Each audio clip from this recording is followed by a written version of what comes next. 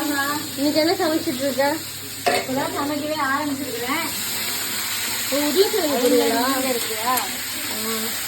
நீதான் மோர் குழம்பு கேட்ட. மோர் குழம்புக்கு எனக்கு உருளைக்கிழங்கு போட்டுறேன். உருளைக்கிழங்கு பொரியல். பொரியலா? இது மோர் குழம்பா? மோர் குழம்புல கிழங்கு வேக வச்சிட்டு இருக்கிறேன்.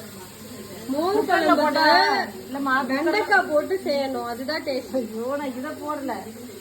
கிழங்கு குக்கர்ல போட்டா அப்படியே கொல கொலன்னு ஆயிடுது. இது துவரம்பருப்பு, இஞ்சி, சீரகம் 3 அரைச்சி வச்சிருக்கிறேன் மோர் குழம்புக்கு. நெல்லிக்காய் ஜூஸ் போடுறதுக்கு எடுத்து வச்சிருக்கிறேன். இது மாதிரி எனக்கு புதினா கொத்தமல்லி எல்லாம் போட்டு ஒன்னா போட்டு ஒரு சாப்பாடு வாய் ஒரு மாதிரி இருக்கு, அதனால செய்யலான்ட்டு வச்சிருக்கேன். மோர் குழம்புல வெண்டைக்காய் போட்டு செய்யணும். அது வெண்டைக்காய் போடாம அவ்வளவு டேஸ்டா இருக்கும். நான் உங்களுக்கு ஒரு டிப் சொல்றேன், இதை ஃபாலோ பண்ணுங்க. யாருக்குமே தெரியாது, நீ சொல்றியா? எனக்கு தெரிஞ்சது இவ்வளவுதான். வெறும் மோர் குழம்பு தான், காய் போடாம வைக்கிறேன். எனக்கு வந்து ஒரு என்ன சாப்பாடு, பட்டாணி சாப்பாடு செய்ய போறேன். பட்டாணி போட்டு தேங்காய் பால் ஊற்றி ஒரு சாப்பாடு செய்ய போறேன்.